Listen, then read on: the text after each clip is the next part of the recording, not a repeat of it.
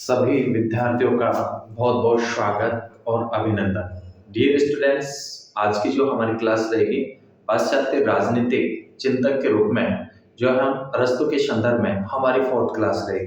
प्रिय विद्यार्थियों, इस क्लास से पहले जो है हमने जो बात की थी अरस्तु के जो है नागरिकता संबंधी विचारों पर हम जो है चर्चा कर रहे थे और हमने देखा था कि नागरिकता के लिए अरस्तु ने जो योग्यताएं बताई थी उसके अंतर्गत हमने बात की थी। आज का जो हमारा जो टॉपिक रहेगा वो अरस्तु के द्वारा किए गए शासन प्रणालियों या संविधानों के जो है वर्गीकरण की बात करेंगे। ठीक है, तो डियर स्टूडेंट्स, अरस्तु की फोर्थ क्लास के अंतर्गत आज जो हम बात करेंगे वो मुख्य रूप से अरस्तु का संविधानों या शासन प्रणालियों का वर्गीकरण टॉपिक रहेगा। अरस्तु का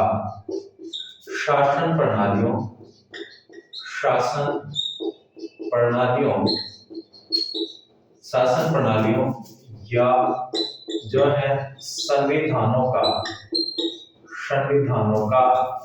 वर्गीकरण की बात करेंगे। ठीक है, संविधानों के वर्गीकरण के संदर्भ में अरस्तु के विचार। ठीक है डियर स्टूडेंट्स, जैसा आप जानते हैं कि अरस्तु जो थे वो प्लेटो के क्या थे, शिष्य थे और अरस्तु को राजनीतिक विज्ञान का क्या माना जाता है, जनक माना जाता है और वैज्ञानिक जो अध्ययन के रूप में सर्वप्रथम जो है इनको राजनीतिक वैज्ञानिक भी जो है माना जाता है। ठीक है, तो आज हम जो बात करने वाले हैं वो मुख्य रूप से जो है अरस्तु के जो शासन प्रणाली है या संविधानों के जो है वर्गीकरण की बात करेंगे।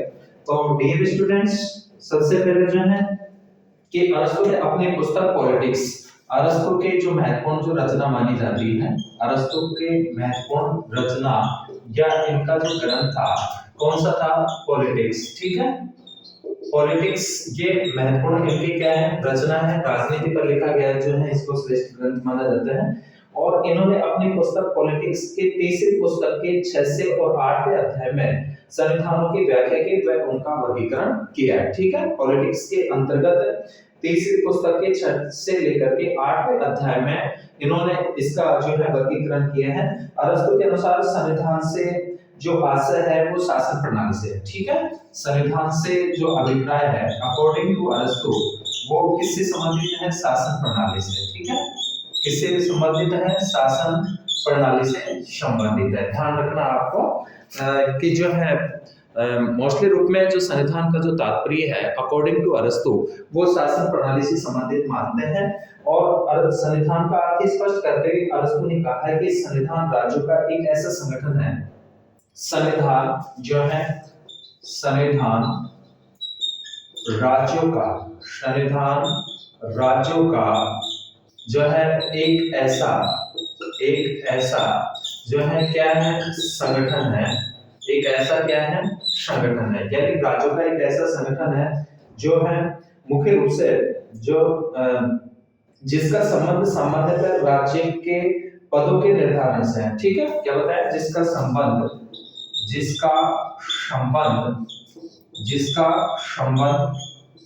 राज्य के जो है पदों, ठीक है, यानी राज्यों के जो पद होते हैं के निर्धारण से है, राज्य के पदों के निर्धारण से, किससे है, राज्य के पदों के निर्धारण से। ठीक है, अकॉर्डिंग टू अरस्तु, किसके अनुसार, अरस्तु के अनुसार कि जो संविधान है, संविधान राज्यों का एक ऐसा संगठन है जिसका जो संबंध है वो राज्यों के पदों के किससे है, निर्धारण से है। ठीक है, इसके अलावा जो है अरस्तु के अनुसार राज्य का आधार संविधान है, अर्थात संविधान के स्वरूप से ही राज्य का स्वरूप क्या होता है, निर्धारित होता है। इसके अलावा अरस्तु के संविधानों के वर्गीकरण की अवधारणा मौलिक नहीं है, बल्कि लेकिन अपने गुरु प्लेटो द्वारा प्रस्तुत संविधानों के वर्गीकरण जो प्लेटो ने किया था स्टेटमेंट में, उसको जो है इन्होंने क्या किया, आगे बढ़ाया। डियर स्टूडेंट्स, जैसे आप जानते हैं कि इनके जो गुरु थे कौन थे, प्लेटो, और प्लेटो की जो महत्वपूर्ण रचनाओं की भी हमने बात की थी। प्लेटो एक आदर्शवादी विचारक था, जबकि अरस्तु कैसा है, यथार्थवादी विचारक है। हमें आदर्शवादी जो विचार होता है वो कल्पनादर्शी दिखाई देता है और जो यथार्थवादी विचारक है वो हमें वैज्ञानिक के भांति, यानी कि उसका जो संबंध होता है वो किससे होता है, यथार्थ से। कैसा लगता है, यथार्थवादी। ठीक है, इसके अलावा जो है अरस्तु के संविधानों के वर्गीकरण का जो उद्देश्य था वो स्थिर शासन प्रणाली की जो है तलाश करना है। कौन सी शासन प्रणाली के? स्थिर शासन प्रणाली की जो है स्थिर शासन प्रणाली की क्या करना था? शासन प्रणाली की तलाश करना था। ठीक है, शासन प्रणाली की क्या करना था? तलाश करना था। ये इनका उद्देश्य रहा है। ठीक है, इसका अरस्तु का। ओके, और जो है अरस्तु ने अपने समय के 158 संविधानों के तुलनात्मक अध्ययन के बाद में, ध्यान रखना कि अरस्तु ने अपने समय के 158 संविधानों का पहले इन्होंने क्या किया? अध्ययन किया, और उसके बाद में जो है तुलनात्मक कंपैरेटिव रूप में अध्ययन करने के बाद में संविधानों का क्या करते हैं? ये वर्गीकरण प्रस्तुत करते हैं। ठीक है, तो डियर स्टूडेंट्स, मौलिक रूप में आपको ध्यान रखना है कि जो शासन प्रणालियों का जो वर्गीकरण है, और जो है इन्होंने अपनी पुस्तक जो थी अरस्तु का जो महत्वपूर्ण जो ग्रंथ था, कौन सा माना जाता है? पॉलिटिक्स के अंतर्गत जो है 6 से और 8वें अध्याय के अंतर्गत इसका उल्लेख किया है, वर्गीकरण किया है। और संविधान का तात्पर्य शासन प्रणाली से लिया है। इसके अलावा संविधान राज्यों का एक ऐसा संगठन है जिसका संबंध राज्य के पदों के निर्धारण से है, और इसका जो उद्देश्य था वो स्थिर शासन प्रणाली के क्या करना था? तलाश करना था।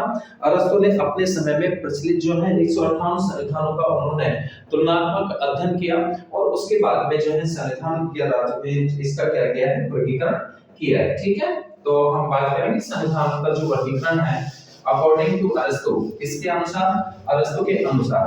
तो डियर स्टूडेंट्स, जो पाश्चात्य राजनीतिक विचारक हैं और जिनको राजनीति विज्ञान का जो है जनक माना जाता है, उनके हम मौलिक रूप में जो विचार हैं उनके संदर्भ में बात कर रहे हैं। तो जो शासन प्रणाली का जो वर्गीकरण किया है, संविधानों का वर्गीकरण, संविधानों का वर्गीकरण, संविधानों का वर्गीकरण। ठीक है, संविधानों का जो वर्गीकरण किया है अरस्तु ने, एक तो जो है, एक तो इस आधार पे संप्रभुता का निवास, ध्यान रखना, इसका निवास जो है संप्रभुता का निवास, संप्रभुता। डियर स्टूडेंट, संप्रभुता का मतलब होता है सर्वोच्च शक्ति, संप्रभुता का निवास। ठीक है, एक तो इस आधार पे संप्रभुता का निवास, और दूसरा जो रखा है वो शासन का उद्देश्य। सेकंड जो रखा है वो क्या रखा है? शासन का उद्देश्य। ठीक है, एम क्या है? तो संप्रभुता का जो निवास है अर्थात शासन शक्ति का प्रयोग करने के आधार पर। ठीक है, शासन शक्ति का प्रयोग करने के आधार पर, ध्यान रखना, शासन शक्ति का प्रयोग करने के आधार पर, ठीक है, इसके आधार पर। और जो शासन का जो उद्देश्य रखता है, शासन का जो उद्देश्य एक तो जो है जनता का हित और एक श्रम का हित, इसको दो भागों में बांटा है जो है, कौन कौन से में? एक तो जो है जनता का हित, किसका हित? जनता का हित, और दूसरा जो रखा है वो किसका? श्रम का हित, एक जनता का हित और एक श्रम का हित। ठीक है, तो शासन शक्ति का प्रयोग करने के आधार पर जो है, एक तो जो है संख्या का जो आधार रखा है, एक व्यक्ति का शासन, एक व्यक्ति का जो है शासन, एक व्यक्ति का शासन, और एक व्यक्ति का जो शासन जो है, जब शासन की जो शक्ति है एक व्यक्ति के हाथ में होती है, और जनता का जो हित होता है, यानी जनता का हित, इसको बोलेंगे अपन सामान्य हित। इसको क्या होता है? सामान्य हित। ठीक है, कौन सा हित? सामान्य हित। एक व्यक्ति का शासन होता है, तो जो शासन का जो प्रकार है कौन सा होगा? वो राजतंत्र होगा। कौन सा होगा? राजतंत्र। ठीक है, ध्यान रखना, एक व्यक्ति का शासन कौन सा तंत्र होगा? राजतंत्र। लेकिन जब राजा अपने हित में शासन करता है, जनता के हित में शासन नहीं करता है, स्वयं के हितों को प्राथमिकता देता है, तो जो है स्वयं के हित को देखता है, तो फिर जो है इसका जो जनता का हित यानी सामान्य हित तो राजतंत्र होगा। कौन सा होगा? राजतंत्र। क्या होगा? राजतंत्र। और जब स्वयं का हित देखता है तो वो किस में बदल जाता है? निरंकुश तंत्र में। कौन से तंत्र में? निरंकुश तंत्र में। ठीक है, कौन से तंत्र में? निरंकुश तंत्र में। कुछ लोगों का शासन, सेकंड नंबर पे जो है, जो शासन की सत्ता कुछ लोगों के हाथ में होती है, यानी कुछ लोगों का शासन, कुछ लोगों का शासन, ठीक है। और जब ये जो कुछ लोग होते हैं जो सामान्य हित में शासन करते हैं, जनता के हित में शासन करते हैं, तो शासन का ऐसा जो प्रकार होगा वो कौन सा तंत्र होगा? कुलीन तंत्र। कौन सा तंत्र? कुलीन तंत्र। ध्यान रखना, कौन सा तंत्र? कुलीन तंत्र, ठीक है। और जब ये अपने स्वयं के हित में शासन करते हैं तो ये जो स्वयं के हित में है तो इसको जो है किस में बदल जाता है? ये वर्ग तंत्र में। कौन से तंत्र में? वर्ग तंत्र में या धनिक तंत्र में, ठीक है। वर्ग तंत्र या धनिक तंत्र। इसके अलावा बहुतों का शासन, थर्ड नंबर पे जब शासन की सत्ता बहुत सारे लोगों में होती है, बहुतों का जो है शासन। तो जब ये बहुत से लोग जब सामान्य हित में शासन करते हैं, जनता के हित में शासन करते हैं, तो इसको नम्र प्रजातंत्र कहा है। कौन सा तंत्र? नम्र प्रजातंत्र। नम्र प्रजातंत्र या पॉलिटी, ठीक है। नम्र प्रजातंत्र या पॉलिटी। और जो है इसका जो विकृत रूप होगा वो इसमें बताया है, वो बीड़ तंत्र। कौन सा तंत्र माना है? बीड़ तंत्र, ठीक है। बीड़ तंत्र। तो डियर स्टूडेंट्स, ये शासन प्रणाली का इन्होंने वर्गीकरण किया और संविधानों का जो वर्गीकरण किया है चक्रीय आधार पर किया है। कौन से आधार पे? चक्रीय आधार पर। कि राजतंत्र, निरंकुश तंत्र और निरंकुश तंत्र के बाद में कुलीन तंत्र, उसके बाद में गुट तंत्र, फिर प्रजातंत्र और फिर जो है क्या आता है? लोकतंत्र, ठीक है। तो संविधानों का क्या किया है? चक्रीय वर्गीकरण इन्होंने किया है। अरस्तु ने राज्यों को 6 वर्गों में बांटा, एक तो शुद्ध रूप या सामान्य रूप और एक अशुद्ध रूप या जो है भ्रष्ट रूप। डियर स्टूडेंट्स, जो है अरस्तु ने लोकतंत्र की आलोचना करते हुए लोकतंत्र को मूर्खों और अज्ञानी तथा स्वार्थी लोगों का शासन माना है, ठीक है। ध्यान रखना, लोकतंत्र को किसका शासन माना है? अज्ञानी, इसके अलावा मूर्खों व जो है स्वार्थी लोगों का शासन माना है। स्वार्थी लोगों का जो है स्वार्थी लोगों का शासन माना है। किसको? लोकतंत्र को, ठीक है। कौन से शासन को? लोकतंत्र को। किसने माना है? अरस्तु ने, ठीक है। तो लेकिन एक बात ध्यान रखना है आपको कि अरस्तु के अनुसार सर्वोत्तम राज्य मध्यम वर्ग तंत्र है, जिसे सीमित जो है संविधान भी कहते हैं। मध्यम वर्ग तंत्र से शासन सत्ता न तो अल्पसंख्यक कुलीन वर्ग के हाथों में होगी, न ही जो है बहुसंख्यक निर्धन लोगों के हाथों में होगी, ठीक है। तो इसके बाद में जो है कि अरस्तु के अनुसार मध्यम वर्ग तंत्र जो है कुलीन तंत्र व नम्र प्रजातंत्र का मिश्रित रूप होगा। लेकिन अरस्तु की मान्यता है कि वास्तविक सुखमय जीवन समस्त बाधाओं से मुक्त उत्तमता का जीवन है और यह उत्तमता मध्यम मार्ग से जो है क्या हो सकती है? प्राप्त हो सकती है। तो परस्पर विरोधी तत्वों का औसत है और इसे ही अरस्तु ने गोल्डन मीन्स का सिद्धांत का, यानी मध्य मान का सिद्धांत कहा है। कौन सा सिद्धांत कहा है? मध्य मान का सिद्धांत अरस्तु ने कहा है, ठीक है। इसके अलावा अरस्तु के अनुसार संविधान की अधीनता में व्यतीत किए जाने वाला जीवन दास का जीवन नहीं है, बल्कि कल्याण का जीवन। कैसा जीवन बताया है? कल्याण पर आधारित बताया है। इसके अलावा अरस्तु ने जो है विधि की सर्वोच्चता का प्रतिपादन कर विश्व भर में संविधानवादियों का जो है क्या कहलाता है? जनक। संविधानवाद का जनक किसी कहा जाता है? अरस्तु को ही माना जाता है, ठीक है। ध्यान रखना। इसके अलावा अरस्तु ने सरकार के 3 अंग बताए: असेंबली, मजिस्ट्रेसी और जुडिशियरी, यानी व्यवस्थापिका, कार्यपालिका और जो न्यायपालिका है, ठीक है। कैटलिन ने अरस्तु को मध्यम मार्ग का जो है दार्शनिक बताया है। इस प्रकार अरस्तु आधुनिक शक्ति पृथक्करण का जो है जनक भी माना जाता है। आधुनिक शक्ति का पृथक्करण का जनक, ठीक है। किनको माना जाता है? अरस्तु को माना जाता है। आधुनिक शक्ति पृथक्करण के जनक के रूप में भी किसको जाना जाता है? अरस्तु को माना जाता है। इसके अलावा जो है अरस्तु डियर स्टूडेंट्स, इसके बाद में जो है ये संविधानों का प्रमुख रूप से जो है ये शासन प्रणालियों का वर्गीकरण था और अरस्तु ने संविधानों का चक्रीय क्या किया है? वर्गीकरण किया है। और संविधानों का जो वर्गीकरण है इसको 2 भागों में, एक तो संप्रभुता का निवास, एक व्यक्ति के हाथ में या कुछ लोगों के हाथ में या बहुत सारे लोगों के हाथ में। दूसरा जो है शासन का उद्देश्य, यानी उसका सुदृढ़, और एक उसका कौन सा है? विकृत रूप। जब एक व्यक्ति के का शासन होता होता है, शासन की जो शक्ति होती है संप्रभुता का निवास एक व्यक्ति में होता है, और जब वह सामान्य हित में शासन करता है तो वो कौन सा होता है, राजतंत्र होता है। लेकिन जब स्वयं के हित में शासन करता है तो वो निरंकुश तंत्र में तब्दील हो जाता है, बदल जाता है। और कुछ लोगों का शासन जो है इसका जनता के हित में करते हैं तो कुलीन तंत्र, और जब स्वयं के हित को देखते हैं तो वर्गतंत्र, और बहुतों का जो शासन होता है उसको नम्र प्रजातंत्र, और इसका जो है विकृत रूप जो माना है, कौन सा माना है, भीड़तंत्र। और लोकतंत्र को अरस्तु ने अज्ञानी, मूर्खों और स्वार्थी लोगों का शासन जो है माना है। ठीक है, तो डियर स्टूडेंट्स, ये इनका प्रमुख रूप से जो है इनका जो सिद्धांत का शासन प्रणाली या संविधानों का जो है वर्गीकरण संबंधी जो है इनके विचार हैं। उसके बाद में हम बात करते हैं अरस्तु के क्रांति संबंधी विचार। ठीक है, अरस्तु के कौन से विचारों की बात करेंगे अब हम, क्रांति संबंधी विचार। ठीक है, अरस्तु के क्रांति संबंधी विचार।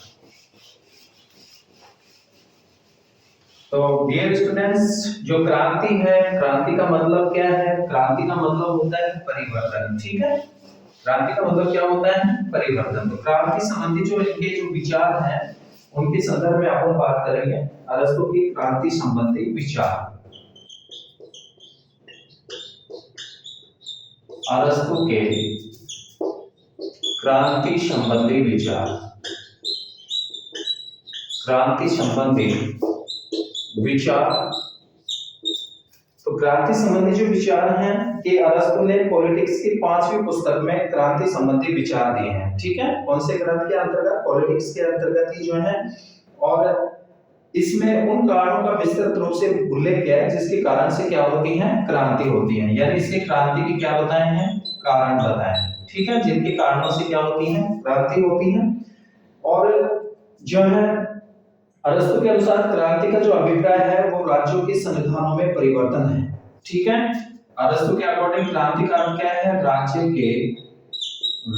के संविधानों में, राज्य के संविधानों में परिवर्तन, राज्य के संविधानों में परिवर्तन। ठीक है, और जो है सत्ता का एक पक्ष से दूसरे पक्ष के हाथ में जाना। जब सत्ता एक पक्ष से दूसरे पक्ष के हाथ में जाती है तो उसको क्या कहा है, क्रांति का है। राज्य के संविधानों में परिवर्तन को क्या माना है, क्रांति माना है। ठीक है, ये अकॉर्डिंग टू अरस्तु। किसके अनुसार, अरस्तु के अनुसार।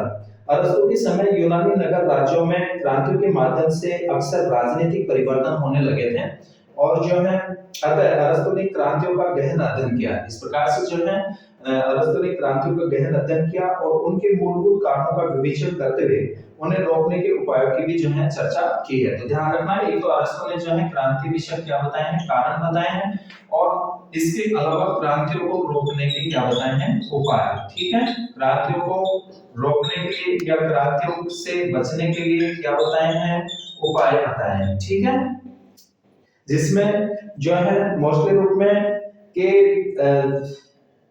अरस्तु के अनुसार क्रांति का जो अर्थ है, संविधान में हर छोटा बड़ा परिवर्तन है। अगर यह परिवर्तन पूर्ण होता है तो वह पूर्ण क्रांति है, और यदि आंशिक होता है, कुछ से ही होता है, तो आंशिक क्रांति है। अरस्तु के अनुसार क्रांति के कई रूप हो सकते हैं, जैसे पूर्ण और आंशिक क्रांति। ये प्रकार बताए हैं, हिंसक और अहिंसक क्रांति, व्यक्तिगत या अव्यक्तिगत क्रांति। ठीक है, तो जो व्यक्तिगत और अव्यक्तिगत क्रांति है, जब किसी शासक विशेष को हटाकर और संविधान में क्या किया जाता है, परिवर्तन किया जाता है, शासन प्रणाली में परिवर्तन किया जाता है, तो वह व्यक्तिगत क्रांति कहलाती है।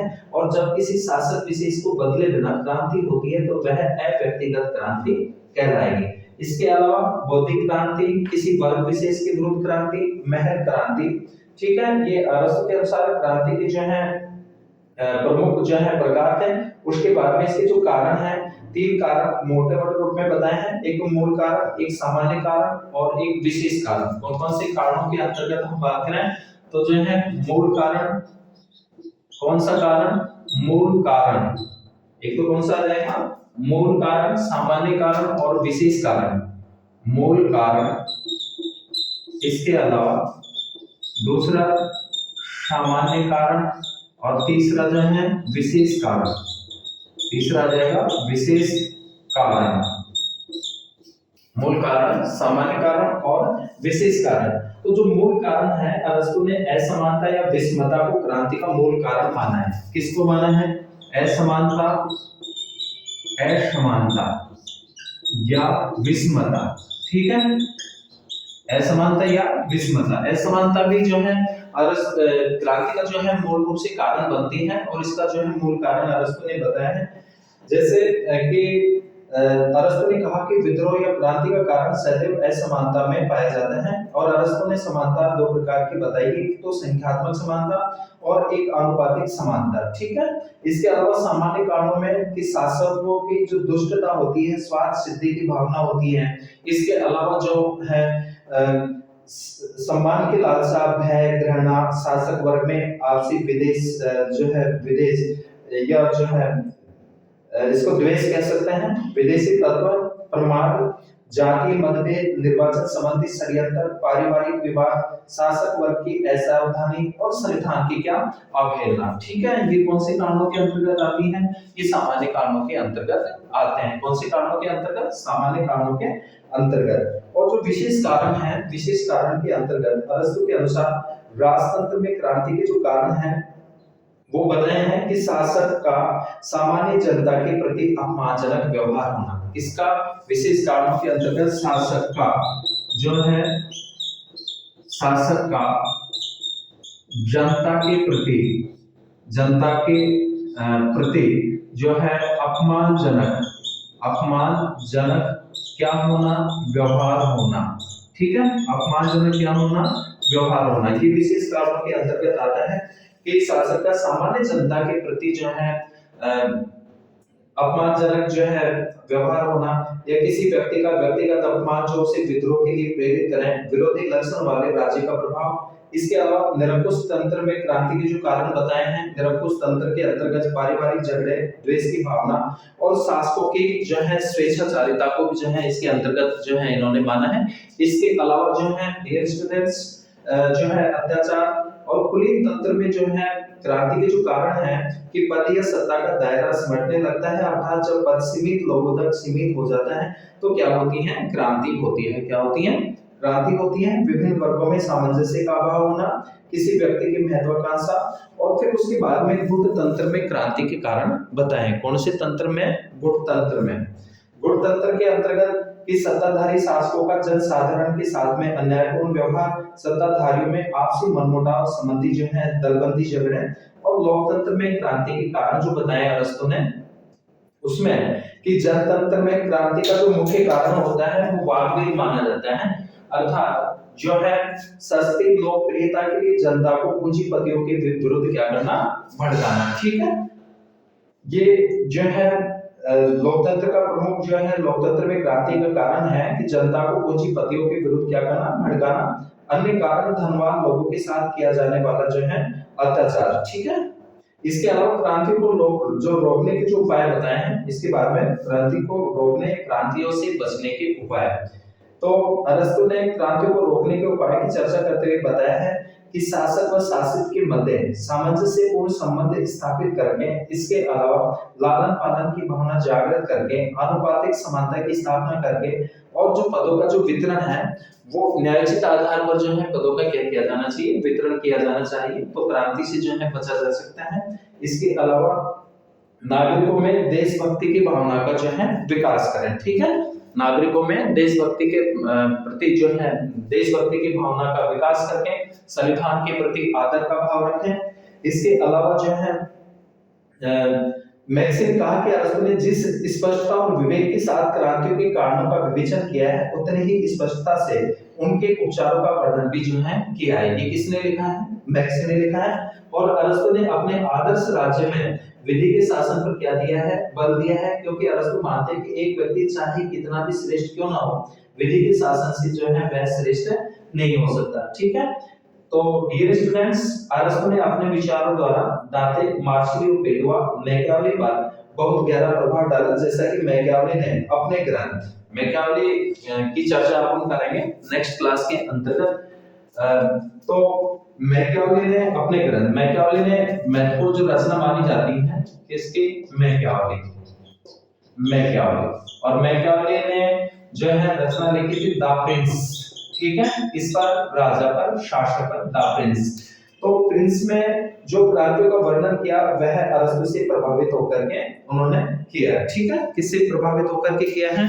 ये अरस्तु से प्रभावित होकर के जो है मैकाले ने जो है क्रांतियों का वर्णन किया। तो डियर स्टूडेंट्स, हमने ये हमारी जो है पाश्चात्य राजनीतिक चिंतक के रूप में, पश्चिमी राजनीतिक विचारक के रूप में जो अरस्तु हैं, अरस्तु की हमारी 4th क्लास थी और इन क्लासों के अंतर्गत मोस्टली रूप में हमने अरस्तु के प्रमुख सिद्धांत और उनके जो राजनीतिक जो विचार थे उनकी हमने चर्चा की। निश्चित रूप में ये क्लास आपके लिए जो है उपयोगी साबित होगी, इस बात की मैं उम्मीद करता हूँ। डियर स्टूडेंट्स, आप हमें और अधिक जो है मोटिवेट करने के लिए मुझे जो है आप चैनल को लाइक करें, सब्सक्राइब करें और शेयर करें। निश्चित रूप में आपके लिए ये पॉलिटिकल साइंस की क्लासें उपयोगी होंगी, इस बात की उम्मीद के साथ मिलते हैं नेक्स्ट क्लास में नेक्स्ट टॉपिक के साथ में। तब तक सभी विद्यार्थियों का मैं बहुत बहुत धन्यवाद। Thank you.